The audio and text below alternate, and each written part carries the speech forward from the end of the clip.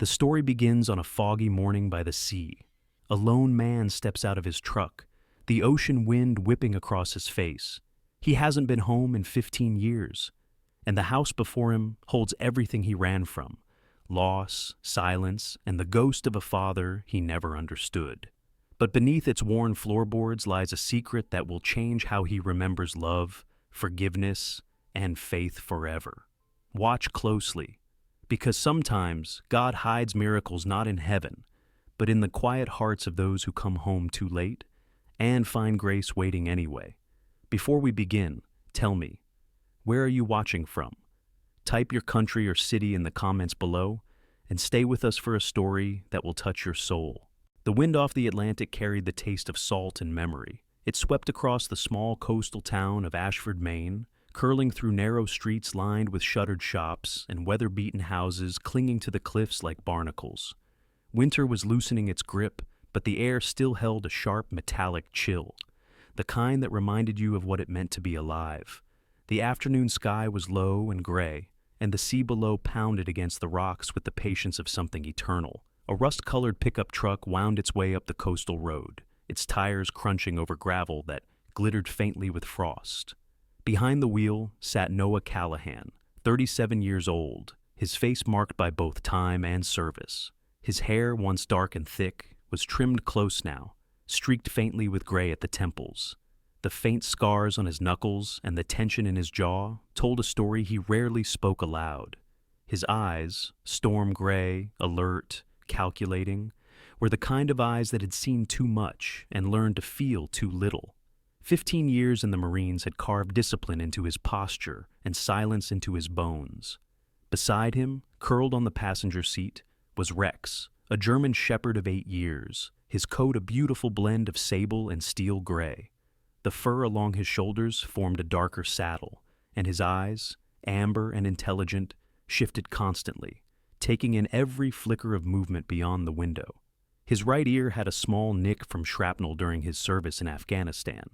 Rex was not just a dog. He was Noah's last connection to a world that had demanded everything of him and given back nothing but ghosts. Loyal, cautious, and unnervingly intuitive, he was the only being Noah trusted completely. The sign at the edge of town still read, "Welcome to Ashford, a harbor for honest hands," though the paint had long since faded. Noah slowed the truck as he passed the harbor. Fishing boats bobbed against the docks, their masts cutting through the fog like tired soldiers standing at attention. The smell of diesel and salt water hit him, and 1,000 memories rushed back. His father's rough hands coiling rope, his mother humming in the kitchen while gulls screamed overhead. The weight of it pressed on his chest like armor he couldn't remove. He turned onto a narrow gravel lane that led up a hill overlooking the sea. The house waited there, 2 stories of gray wood, its paint peeled by decades of salt wind. Once white and proud, it now leaned slightly like an old man enduring one more winter. The windows reflected only the dull light of the overcast sky. The mailbox still bore the faded letters, T. Callahan. Noah killed the engine, and the sudden silence roared in his ears. He sat for a long moment, gripping the steering wheel. The plan was simple: clear out the house, sign the sale papers, and leave within 3 days. He had done harder things, patrols in Helmand, extraction under fire, but none of them felt quite like this. Going home was a different kind of battle. Rex broke the silence first, letting out a low whine. Noah glanced at him and managed a small smile. "You and me, partner, just a few days," he muttered. The dog tilted his head as if doubting him. When Noah finally stepped out, the wind hit him with a force that made his coat billow. He stood still for a moment, staring at the horizon. The Atlantic stretched endlessly before him, vast, merciless, and familiar. Rex jumped down, nose to the ground, tail raised in cautious alert. The crunch of gravel beneath Noah's boots sounded like footsteps in a cathedral of ghosts. The key was still where his father had always hidden it, under the loose stone by the porch steps. He knelt to retrieve it, brushing away a layer of lichen. The small act, so ordinary, made his throat tighten. He unlocked the door. The hinges groaned in protest, and the smell of dust, salt, and something faintly metallic drifted out. A smell that belonged to both sea and solitude. Inside, time had stopped. The furniture was sparse, an old armchair facing a cold fireplace, a bookshelf lined with nautical manuals, and on the mantel, a framed photo of a woman with auburn hair and kind eyes. His mother, Helen Callahan, had died when Noah was 10, leaving behind a silence that his father never filled. Her smile in the photo seemed like a cruel echo of warmth the house no longer remembered. Thomas Callahan, Noah's father, had been a fisherman his entire life, a man built of tide and timber, tall and broad-shouldered, with a weathered face and eyes as blue and distant as the sea. He was known around Ashford as dependable, quiet, and fiercely private. He loved his boat, the Blue Mariner, and rarely came home before sunset. After his wife's death, words became strangers to him. He raised his son not with stories or affection, but with nods, chores, and an unyielding expectation of strength. Noah had mistaken that silence for judgment. When he enlisted at 20, he didn't look back. Now, 15 years later, he had returned not for reconciliation, but for closure. The floor creaked under his boots as he walked into the kitchen. The counters were bare, except for a cracked mug and an old coffee tin. He ran a hand over the worn surface of the table, his father's table, and felt the ghosts of countless meals eaten in silence. He opened a drawer and found a rusted pocket knife, its wooden handle worn smooth. He pocketed it without thinking. Rex padded behind him, sniffing each corner, his nails clicking softly on the wooden floor. When they reached the narrow hallway leading to the basement, the dog stopped. His body went rigid, ears forward, muscles tense. A low growl rose from his chest. "What is it, boy?" Noah crouched beside him, shining the flashlight from his phone down the dark stairwell. Dust motes drifted in the beam like tiny spirits. The air that rose from below was cool and still. Nothing. Unusual? Probably mice, he muttered. Rex didn't move, his amber eyes fixed on a spot at the base of the stairs, and he gave a sharp, insistent bark. "Rex, leave it." Noah's voice came out sharper than intended. The dog's tail flicked once, but he stayed put, gaze unwavering. Noah exhaled and rubbed his temple. He wasn't ready for mysteries. Not yet. Upstairs, the last light of day was fading. The living room windows glowed faintly amber as the sun struggled to pierce the clouds. Noah moved to the window and looked out at the ocean. It was changing color now, deep blue at the base, burnished gold at the crest where it met the dying sun. He remembered standing there as a child, waiting for his father's boat to appear on the horizon. Some nights, it never did until long after dark. He sat in the armchair, the springs groaning under his weight. Rex lay at his feet, finally settling after minutes of restless pacing. The rhythmic crash of waves against the cliffs filled the silence. Noah closed his eyes. He had survived combat, loss, and loneliness. Yet, sitting in his childhood home, he felt something colder than any battlefield, a weight pressing inward from every wall, a suffocating quiet that smelled of unfinished sentences. His phone buzzed once, a text from June Holloway, the neighbor who had helped his father in the later years. "If you need anything, Noah, I'm across the road. There's soup on the stove." He remembered June faintly, a sturdy woman in her late 50s, with silver blonde hair and kind but tired eyes. She had run the town's hardware shop with her husband until his death 5 years ago. Since then, she had lived alone with her orange cat, Daisy, and an endless list of repairs she refused to let anyone else do. Her kindness was quiet, her resilience quieter still. Noah typed a polite thank you, but didn't send it. Words felt heavy tonight. Instead, he leaned his head back and stared at the ceiling. The old house creaked like it was exhaling, after holding its breath for too long. Down the hall, a door somewhere shifted slightly, as if moved by a hand unseen. Rex's ears perked again, and a faint rumble vibrated in his chest. Noah rose, grabbed the flashlight, and walked to the source. The basement door stood half open, though he was sure he'd closed it. A cold draft coiled around his ankles. He tightened his jaw. "Old hinges," he whispered, but the sound of his own voice was unconvincing. He shut the door firmly and slid the latch. "We're done for today," he said to Rex. The dog's tail thumped once, slow and uncertain. Outside, night had swallowed the town. The lighthouse at the edge of the cliffs sent out its steady pulse, one beam sweeping across the dark water. another cutting through Noah's window. He stood watching it for a moment, that silent flash, that faithful rotation, and wondered how many nights his father had watched the same light alone. When Noah finally turned off the lamp and lay on the couch, Rex settled beside him, head on his paws, eyes still open. The wind outside whistled through the pine trees, carrying with it the faint sound of waves colliding against rock. Somewhere below, in the depths of the basement, a quiet thud echoed, soft, hollow, deliberate. But Noah was already too far into exhaustion to move. His last thought before sleep claimed him was that the house seemed to be breathing. Morning arrived pale and cold, the kind of light that slips timidly through frost-glazed windows. The sea below the bluff was a restless gray sheet, rolling toward the cliffs in slow, deliberate breaths. Gulls screamed above the water, their voices sharp as glass, and the smell of brine drifted through the cracks in the old wood siding. Noah Callahan woke before dawn, as he always did. Habit was the one thing the Marines had left him that still made sense. He lay for a moment on the sagging couch, staring at the ceiling where faint stains traced the shape of past storms. Beside him, Rex stirred, stretching with a low groan, his thick tail sweeping against the floorboards. When Noah rose, the dog followed silently, the soft click of his claws the only sound in the still house. He brewed coffee in a dented percolator he found in a cabinet, the smell of burnt beans mingling with the salt in the air. The first sip was bitter enough to wake the ghosts. The house seemed smaller in daylight, shrunken, almost shy. Dust floated in narrow beams of sun cutting through the curtains. The place had once been his whole world, and now it felt like someone else's memory wearing his name. Today's mission was simple. Operation Clean Sweep. 3 days to clear the house, box what mattered, and call the lawyer in Portland. Then he and Rex would be gone. He told himself he was here out of duty, not sentiment, but every creak of the floorboards disagreed with him.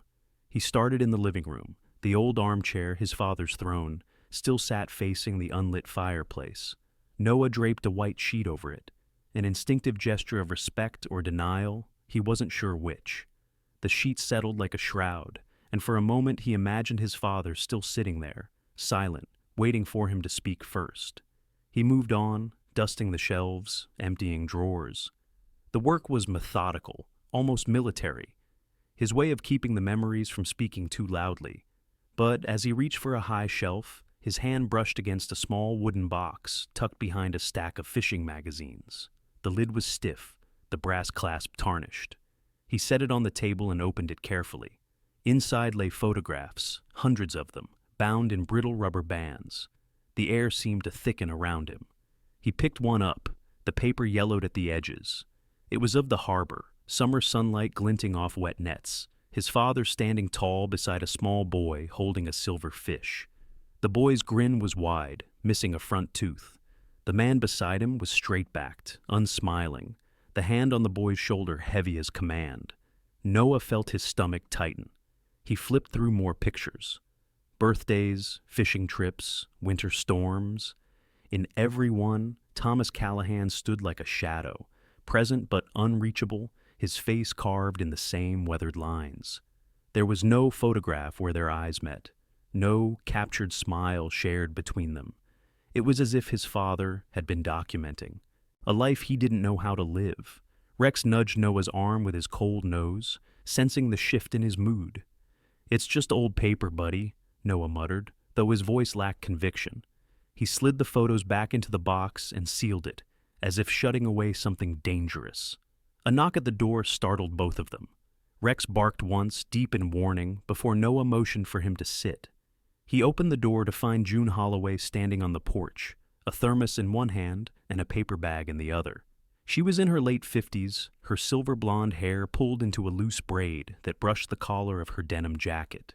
Her face was tanned and freckled from years of working outdoors, with faint lines at the corners of her eyes, creases carved more by laughter than by age. June had always moved through life with quiet strength, the kind of woman who fixed her own fence and mended her own heart. Her husband, Mark Holloway, had drowned in a storm a decade earlier while helping tow a fishing boat back to shore. Since then, she had learned to keep herself busy, to build things so the silence didn't win. I figured you wouldn't have thought about breakfast, she said, lifting the bag. Blueberry muffins, still warm. Noah hesitated. You didn't have to.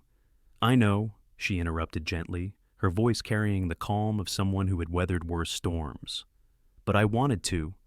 He stepped aside, and she entered, her boots leaving faint prints on the dusty floor. She glanced around the room, her gaze softening. Looks just the same, she said quietly. He never changed a thing. Noah poured her coffee into 2 chipped mugs. They sat across from each other at the table that had once hosted so many silent dinners. The steam rose between them like a fragile truce. I tried calling when I heard, June said after a moment. You didn't pick up. I was overseas, Noah replied. Then, nowhere that mattered. She studied him for a moment. You have his eyes. He looked up sharply. I don't think so. Maybe not the color, she said, smiling faintly. But the way they see things, like they're weighing the world before deciding whether it's worth caring about. The remark stung more than it should have. He turned the mug in his hands. He was a hard man. June didn't answer right away. She took a sip of coffee, then set it down carefully. Hard, yes, but not cruel. There's a difference.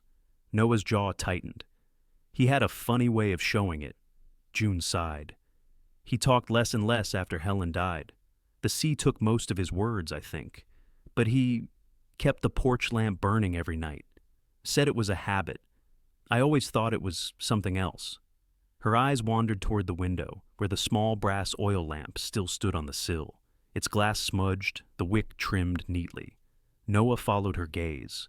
He hadn't lit it. Yet the faint scent of burnt oil lingered in the air. I'll clean it out, he said, half to himself. June smiled sadly. He used to refill it every Sunday. Said a light should never go out on its own. After she left, the house felt emptier than before. Noah carried the wooden box of photographs upstairs and placed it on the desk in his old room. The room itself was a time capsule. Posters of fighter jets on the walls, a baseball glove on the shelf, a cracked mirror still reflecting the boy he used to be. He sat on the edge of the bed, running a hand through his short hair. Rex climbed up beside him, resting his chin on Noah's knee. The dog's fur smelled faintly of salt and dust. He never said he missed me, Noah whispered. Not once. Rex blinked slowly, as if to say that love doesn't always need words. Outside, the day slipped toward dusk. The fog rolled in from the sea, swallowing the cliffs in silver mist. Noah stood by the window, watching the world fade. The harbor lights below flickered on, one by one, glowing like small promises against the gray. When darkness settled fully, he went downstairs to switch off the last lamp. But as he passed the window near the door, he stopped. The old brass oil lamp on the sill was burning, its tiny flame steady and bright, though he hadn't touched it. He stepped closer, the hairs on his arms rising. The wick glowed clean, freshly trimmed. Rex, he whispered. The dog padded over, eyes reflecting the soft light. Noah reached out and turned the lamp down, watching the flame shrink to a pin of gold before dying completely. The smell of warm oil lingered, ghost-like. He stood there for a long moment, staring at his own reflection in the glass, his father's outline staring back. Then he spoke softly, to the empty room, to the sea beyond, maybe to both. Some things never go out, do they? Rex gave a low, quiet sound that was neither bark nor whine, something between understanding and agreement. And somewhere in the distance, beneath the steady rhythm of the tide, Noah could swear he heard the creak of old boards shifting in the basement below. The storm that evening came without warning. One moment, the horizon over Ashford Bay was calm. The next, the sky had turned a deep gunmetal gray, and the wind rose like a living thing. Rain lashed the windows of the Callahan house, drumming against the panes in a rhythm that felt almost deliberate. Lightning flashed over the ocean, illuminating the cliffs in stark skeletal white. Noah Callahan stood in the kitchen, sleeves rolled to the elbows, a flashlight balanced on the counter beside a half-open toolbox. He'd spent the better part of the day sorting through the house, packing up dishes, boxing photographs, tossing out moldy fishing gear. Every drawer he opened felt like opening a vein of memory, and by late afternoon, he was exhausted. The storm felt almost merciful, giving him an excuse to stop. Rex, the German shepherd, lay near the back door, his body taut, amber eyes fixed on the hallway that led to the basement. The dog had been on edge all day, pacing restlessly, pausing every so often to stare at the same door, like it was holding a heartbeat. "Not again, boy," Noah muttered, glancing at him. "It's just an old house. Rats, maybe." But Rex didn't look away. His ears pricked, nostrils flaring, tail low, but rigid. A low growl vibrated in his chest, barely audible under the rain. Noah sighed and ran a hand over his short hair. "All right, fine." He grabbed the flashlight and walked toward the narrow wooden door at the end of the hall. It had always been there, painted over more times than he could count, the knob cold and tarnished. His father's voice echoed in memory. "Basement's not safe, son. Rotting beams, spiders, leave it be." He'd obeyed that order all his childhood. Now, standing there as a grown man, Noah realized how little of his father's world he'd ever questioned. He turned the knob. The hinges groaned, exhaling a stale breath of air that smelled of damp earth and metal. Rex pressed closer to his leg, trembling with anticipation rather than fear. "Easy," Noah said quietly, though his own pulse was quickening. He directed the flashlight down the stairs. The beam cut through dust and shadow, revealing steep wooden steps and stone walls slick with condensation. The rain roared louder overhead as they descended, each step creaking beneath his weight. When they reached the bottom, the air was colder, heavy with the scent of mold and rust. The basement stretched out before them, a cluttered cavern of forgotten things.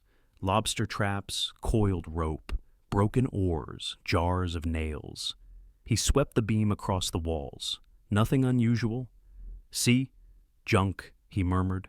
But Rex had already moved ahead, nose to the floor, tail straight like an arrow. He paced along the far wall, a section of planks wedged between the foundation stones, and began to whine softly. Noah frowned. The wall didn't look different from the others, yet the dog's fixation was absolute. He approached, tapping the wood with his knuckles. The sound was hollow, not the dense thud of timber backed by stone, but something else, an echo. He froze, knocked again. Thump. The soldier in him reacted first. Catalog, assess, act. His gaze darted across the room. Against a support beam stood a rusted crowbar, its handle darkened by years of grease and sea air. He picked it up, testing the weight. The metal felt oddly familiar, like the grip of a rifle or a memory of control. "Move back," he said to Rex. The dog retreated a few steps, but didn't stop watching. Noah wedged the flat end of the crowbar into a seam between the planks and pushed. The wood resisted, groaned, then gave a little. He adjusted the angle and shoved harder. Nails screamed as they were pulled from their anchors. A narrow gap appeared, coughing up a cloud of dust and the smell of dry wood. Lightning flared outside, flooding the basement with a brief electric glare. For an instant, Noah saw the outline of something behind the wall, a void, black and deliberate. Then the light vanished, leaving him in the beam of his flashlight and the sound of his own heartbeat. He worked faster now, prying loose one plank, then another. Each came free with a shriek, landing in a pile beside him. Rex barked once, sharp and triumphant. When the final plank came loose, Noah stepped back, panting. What stood before him wasn't just a hollow space. It was a door, perfectly fitted and flush with the wall, so expertly concealed it might have been invisible without the dog's persistence. The wood was older than the rest, its surface smooth, handle brass, and worn by touch. He wiped dust from his forehead. "What the hell were you hiding, old man?" The handle turned easily, too easily. The door opened inward with a soft sigh, releasing a rush of air that was strangely clean, scented faintly of cedar and oil. The beam of his flashlight pierced the darkness, landing on a single step descending into a narrow passage. Rex stood beside him, head tilted, ears twitching. His tail gave one small, uncertain wag. Noah hesitated only a moment longer, then ducked his head and stepped through. The air changed immediately, drier, warmer. The walls of the passage were lined with smooth planks, polished as if maintained. After a few steps, the tunnel opened into a larger room, and Noah stopped dead. The flashlight's beam swept across a workshop, a place of impossible order and care. Every surface gleamed under a thin veil of dust.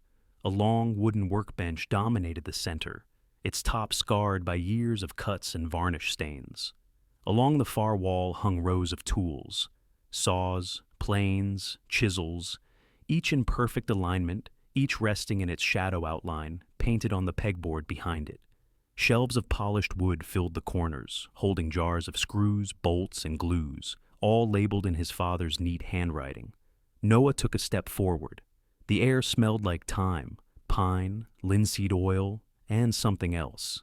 Patience. This wasn't the basement of a fisherman. This was the heart of a craftsman. He ran his hand over the workbench, fingertips tracing the scars in the wood. The surface was clean, as if wiped down after the last project.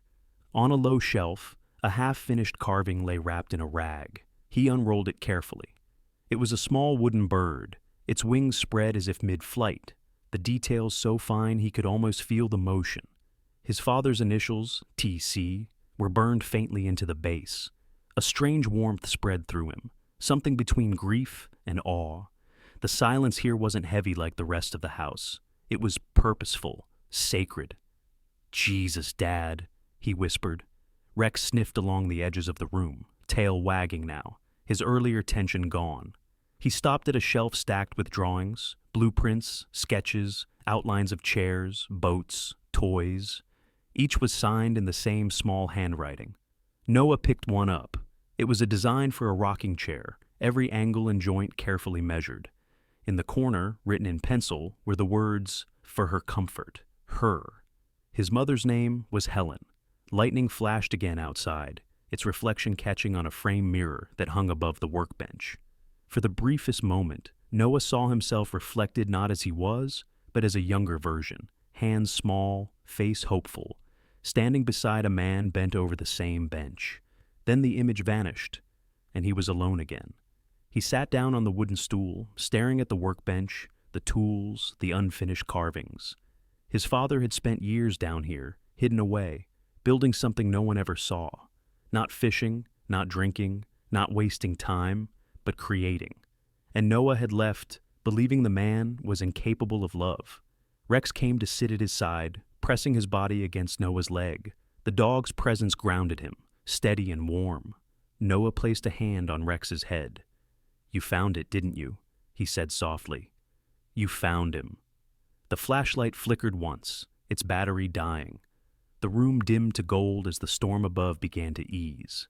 In that quiet, Noah heard the faintest sound, wood settling maybe, or something shifting deeper in the hidden space.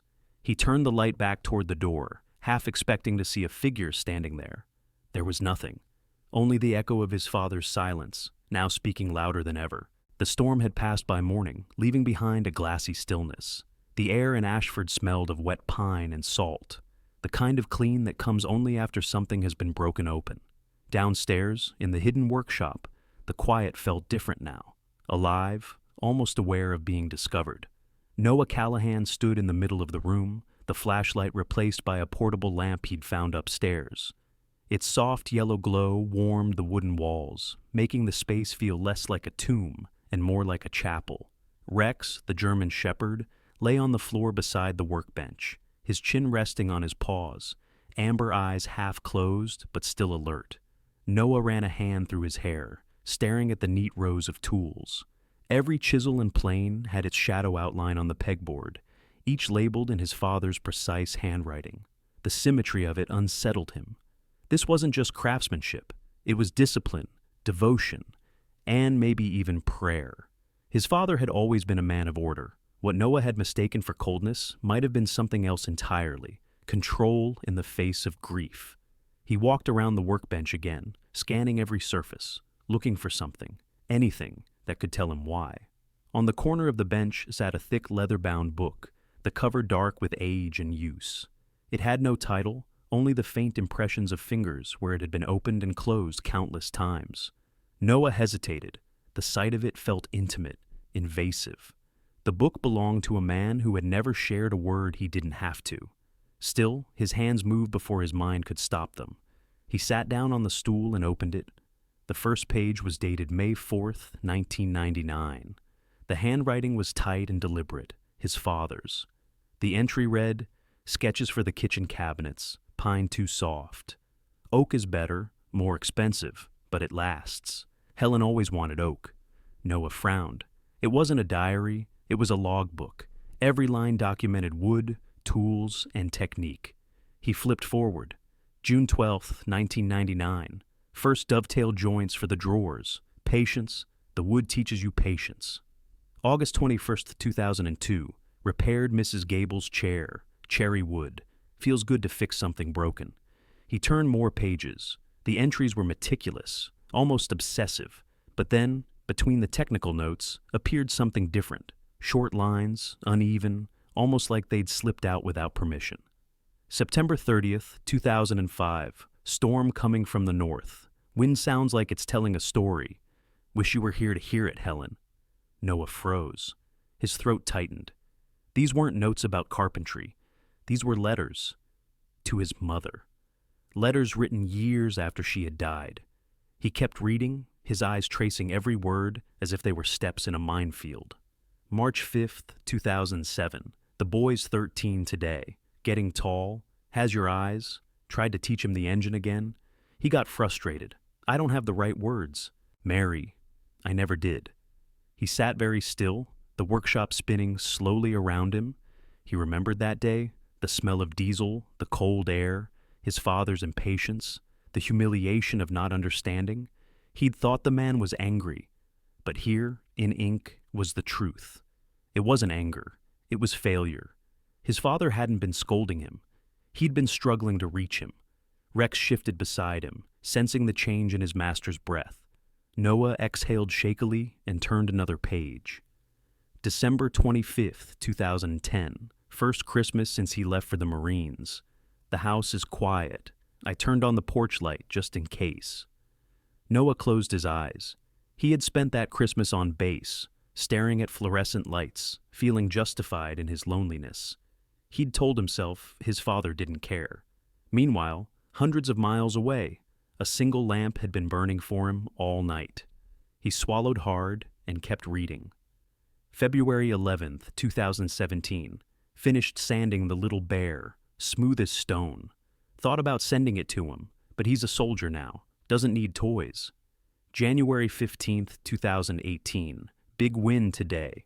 Reminds me of the night you left us. Miss you. The boy didn't call again. Hope he's all right out there. The words hit harder than any bullet or explosion he'd ever survived. His father had been speaking all along, just not in the language Noah understood. The logbook wasn't about wood or tools. It was a record of love, translated into work. He leaned back, the stool creaking under him, and stared at the shelves of unfinished pieces. The wooden bird, the sketches of a rocking chair, the models of boats. Each one was a message he'd never read. But one page caught his attention.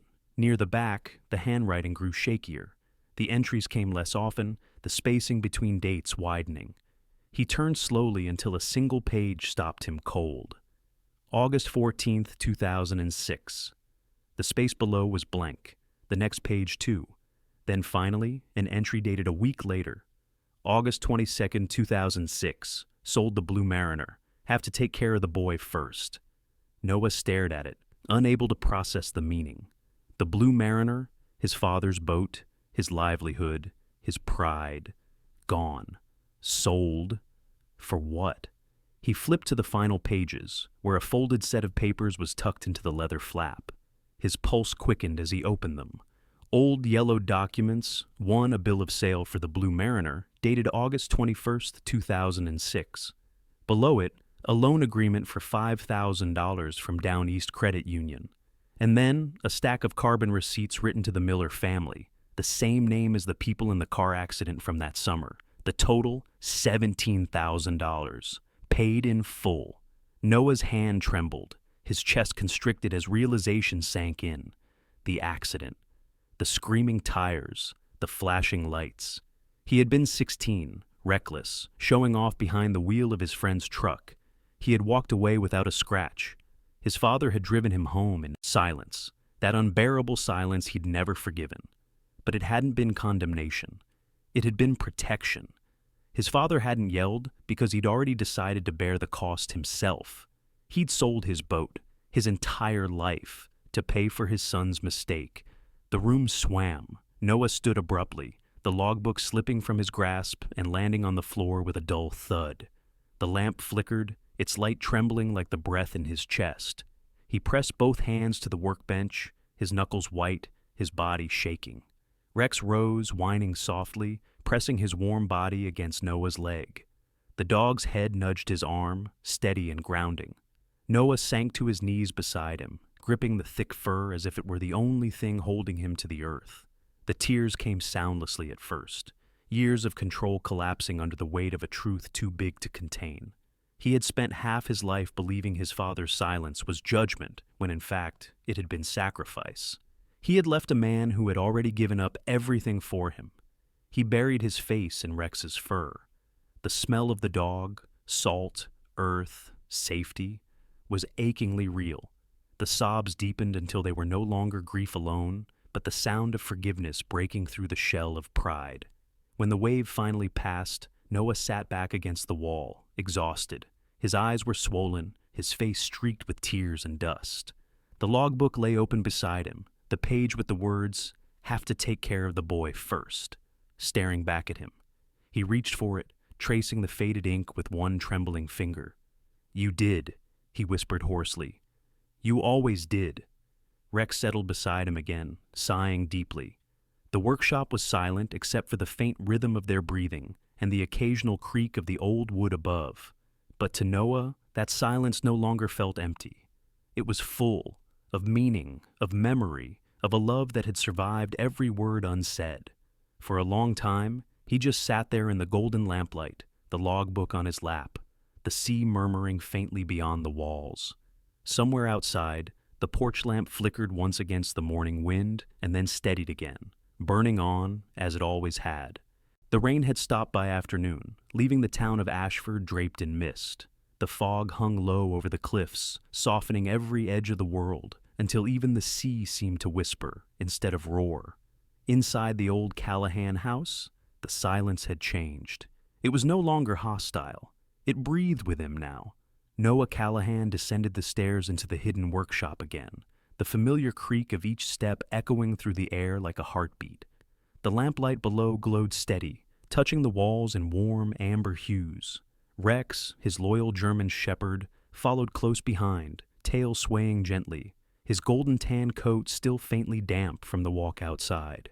Noah's mind hadn't rested since reading the journal. He felt hollowed out yet strangely light, as if grief had carved new space inside him rather than filling it. He walked toward the workbench, the center of his father's secret world, and let his fingers drift over the carved wooden bird from the day before. Its wings were spread mid-flight, delicate and unfinished, a frozen promise of motion.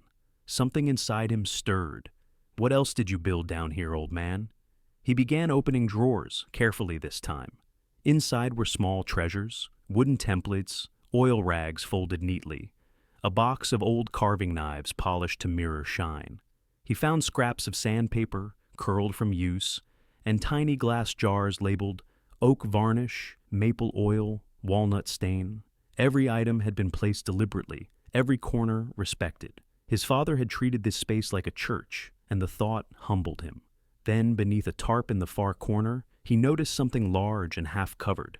He reached for the fabric, the scent of cedar and thyme rising as he pulled it away. There, resting in the lamplight, was a wooden crib. It wasn't new. Dust had settled across the frame, catching the light like frost. The wood was walnut, deep brown with streaks of gold, and carved with astonishing detail. Along the curved headboard, small waves had been etched by hand, curling into one another. At the base, faint outlines of stars were inlaid with lighter maple. On the side rail, almost hidden in the grain, was a half-finished engraving of a lighthouse. Noah stood there, unmoving, his breath hitched, the air suddenly too thick. He knelt beside the crib, tracing a groove along the wood. The craftsmanship was exquisite, almost tender. The joints were hand-cut, the edges smoothed, but the project wasn't finished. The mattress base hadn't been fitted, the last coat of oil unpolished. On the inside rail, beneath the headboard, something glimmered faintly. He leaned closer and saw a folded scrap of paper wedged between the slats. It was yellowed, edges curled. He tugged it free with shaking hands and unfolded it slowly. The handwriting was his father's, slanted, uneven, perhaps written in pain or haste. For my son, when he's ready to come home. The words were simple, almost clumsy, but they shattered something deep inside him. He sank to the floor, paper trembling in his grip. His mind flickered through memories. The empty phone calls, the silence, the anger, and now this. Love carved into wood, waiting patiently in the dark. Rex pressed his muzzle against Noah's arm, sensing the tremor in him. Noah looked at the dog, blinking away the sting in his eyes. He made this, he whispered. He made this for us. A knock echoed faintly from above. It startled him. He wiped his face with the back of his sleeve and climbed the stairs. When he opened the front door, June Holloway stood on the porch, bundled in a wool coat, her silver blonde braid draped over her shoulder. The wind carried the scent of the sea around her. In her gloved hands, she held a small wooden box. "I thought I might find you here," she said softly. "You didn't have to come." "I know." Her voice was warm, but her eyes searched his face, the way one studies a wound they already know exists. "But I figured you might need company more than you think." He stepped aside. Rex wagged his tail once in greeting, before settling near the door. June entered, setting the wooden box on the kitchen table. "Your father gave me this about 2 weeks before he passed," she said. "Told me to keep it safe. Said you'd understand when the time was right." Noah's pulse quickened. "What's in it?" "Why don't you open it?" He did. Inside lay a set of small carving tools, fine, precise instruments of a craftsman. They were polished, almost new, their handles wrapped in soft leather. Underneath them, folded carefully, was a note in the same handwriting as the one he'd found in the crib. "If he ever comes back, give him these. Tell him I saved the easy work for him." Noah stared at the words. His throat burned. He lifted one of the tools, a narrow gouge, perfectly balanced. The handle fit his hand, as if it had been waiting for him all along. June smiled faintly. "He spent his last winter down there, working on something special. Said it was going to be the best thing he ever made. The crib, wasn't it?" He nodded, unable to speak. June's gaze softened. He wanted to finish it for the grandchild he thought he'd never meet. Noah inhaled sharply, looking down at the tool in his hand. "Rachel," he said quietly. June tilted her head. "Your wife?" He nodded. "She was pregnant, 6 months. The accident happened during a storm, same kind as this. I never got to see the baby." His voice faltered. "I left after the funeral. I couldn't stay anywhere that reminded me of what I lost." June reached across the table, resting her hand lightly over his. "Then maybe that crib was meant for more than one child, Noah. Maybe it's for the memory of them both." Her words settled over him like a benediction. For a long moment, neither of them spoke. The sound of waves outside filled the silence between them, rhythmic and eternal. Finally, Noah said quietly, "He never said a word, not once." June smiled sadly. "He didn't have to. Some people talk through wood and light instead of words. Your father was one of them." They sat for a while, sharing quiet coffee. When she finally left, dusk was already painting the sea in shades of violet and gold. Noah returned to the basement with the box of tools and the note. The workshop seemed to welcome him now. He placed the carving tools on the workbench, then turned toward the crib. The light caught the walnut wood, bringing out its deep warmth. He ran his hand across it again, feeling the roughness where his father's work had stopped. He whispered to the silence, "All right, Dad, let's finish this together." Rex settled beside him, watching with calm patience. Noah fitted the tool into his grip, testing its balance, and began to sand one of the unfinished corners. The rhythmic motion steadied him. Each stroke felt like breathing. The scent of cedar oil filled the air as the wood began to glow under his hands. Somewhere above, the porch lamp flickered once, then steadied again, as if approving. Hours passed unnoticed. When he finally stopped, the night outside was full of stars, scattered like sawdust across the dark. Noah leaned back, sweat on his brow, hands trembling but sure. The crib was not finished yet, but it was alive now. The grain of the wood shone like skin under candlelight. He stepped back and looked at it, the shape of love resurrected from silence. For the first time in years, his chest didn't ache. He knelt beside Rex, scratching behind his ear. "Guess we're staying a little longer, huh?" Rex wagged his tail, and for the first time since coming home, Noah smiled. Not out of relief, not from memory, but from something new, something that felt dangerously close to peace. Spring crept quietly into Ashford, Maine, softening the hard edges of winter. The sea had lost its icy sheen, turning from steel gray to muted blue, and the gulls returned to the cliffs with their noisy arguments. Along the main street, salt-streaked windows reopened, and fishermen leaned against boat rails again, their laughter echoing under the morning sun. From the house on the bluff, a thin trail of smoke curled from the chimney. Inside, the air smelled of sawdust, coffee, and oil, the living scent of work being done. Noah Callahan stood at the center of his father's hidden workshop, sleeves rolled up, sawdust clinging to his forearms. He was no longer the restless soldier who had first walked into Ashford with anger in his bones. The sharpness in him had softened, his movements had slowed, his breathing steadied. His face, once drawn tight by years of grief and discipline, now held something gentler, focus, even peace. On the workbench before him lay the crib, nearly complete. The once rough walnut now gleamed, each curve polished to a golden glow. He had finished carving the lighthouse on the headboard, its beams spiraling outward in a pattern of radiance and motion. On the opposite panel, he had added his own mark, a pair of wings unfurling from the waves in honor of the wooden bird his father once carved. The inscription between them read, in small, precise letters, "To those who find their way home." He brushed his thumb across the final coat of varnish, feeling the smoothness of the wood. Beside him, Rex, now graying slightly around the muzzle, dozed near the base of the stairs. The dog's breathing was slow and contented, one ear twitching occasionally in his dreams. Outside, faint sunlight filtered through the high basement window. Dust motes drifted lazily in the golden light, like tiny ghosts dancing before they vanished. It had taken Noah 3 months to finish the crib. He had stayed through the thaw, through the first bloom of crocus near the porch steps, through the return of color to the sea. And with each day, something inside him had healed in quiet, invisible ways. Sometimes, in the late afternoons, June Holloway would stop by, bringing blueberry pie or a thermos of black coffee. They would talk little, but understand much. She told him stories about Thomas, how he'd fixed neighbors' fences without asking for pay, how he'd once carved a rowboat for a boy who'd lost his father. The more Noah listened, the more he realized how much of his father's goodness had been silent. And sometimes, when the wind came in just right, he could almost hear it, the sound of his father's plane slicing through wood, the scrape of sandpaper, the deep breath before creation. Today was different. Today he was ready to finish. He reached for his father's chisels, the ones June had given him. They fit his hands perfectly now, worn in by repetition and memory. He worked in silence, rounding this last corner of the crib, smoothing the edge with patient strokes.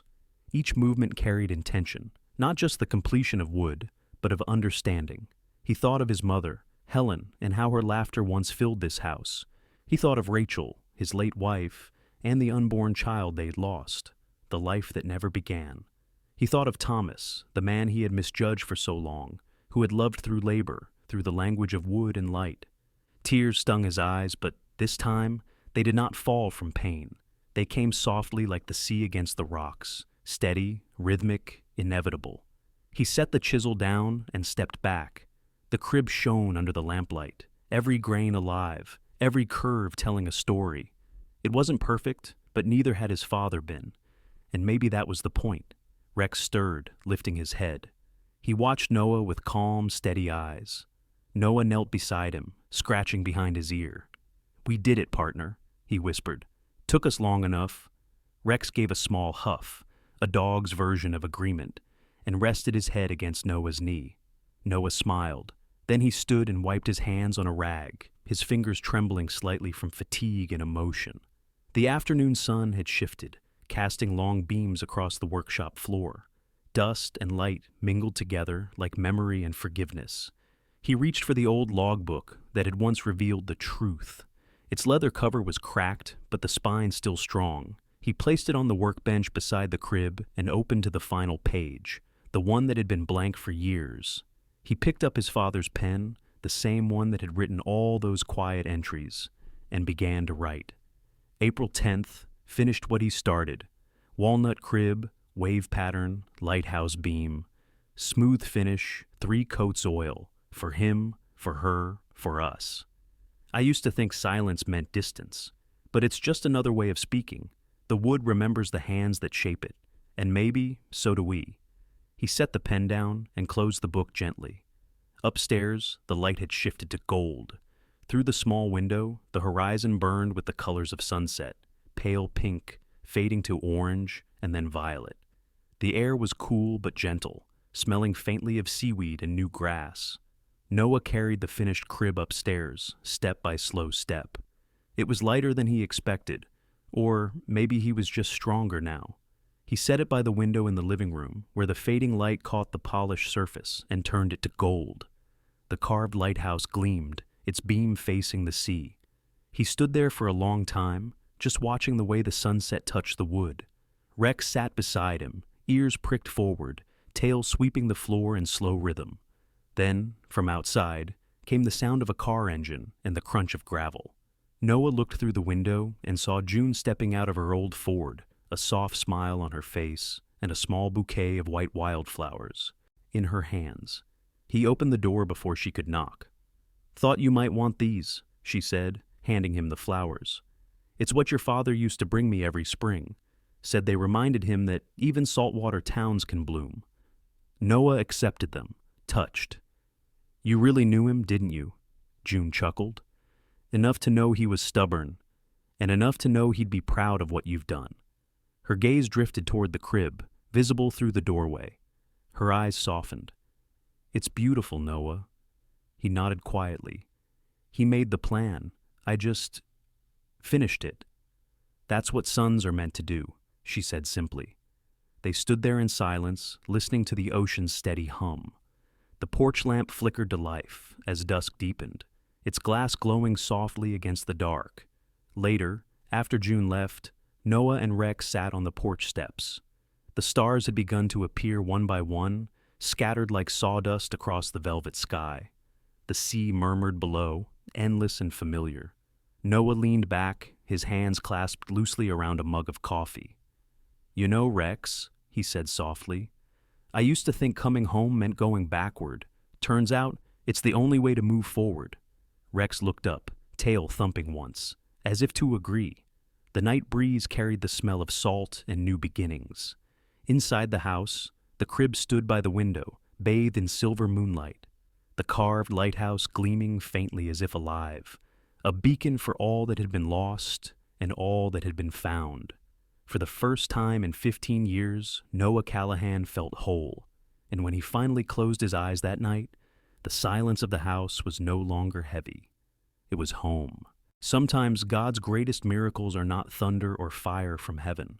They are quiet awakenings inside broken hearts. Noah thought he came home to bury his past, but God had been leading him toward healing all along. Every nail, every scar, every breath of sawdust became part of a sacred redemption. Proof that love never dies. It only waits to be seen again. In our daily lives, we all carry unfinished work. Things left unsaid, people we haven't forgiven, prayers we've been too tired to speak. But remember this: when we choose to listen, when we take one small step toward grace, God finishes the rest. If this story touched your heart, share it with someone who needs hope today. Write your thoughts in the comments, tell us where you are watching from, and type Amen if you believe that love, like faith, always finds its way home. May God bless you, your family, and the loyal hearts who walk beside you, in silence, in faith, and in love. And if you believe in stories that heal the soul, please like, share, and subscribe so that together we can keep spreading light in a world that needs it. Amen.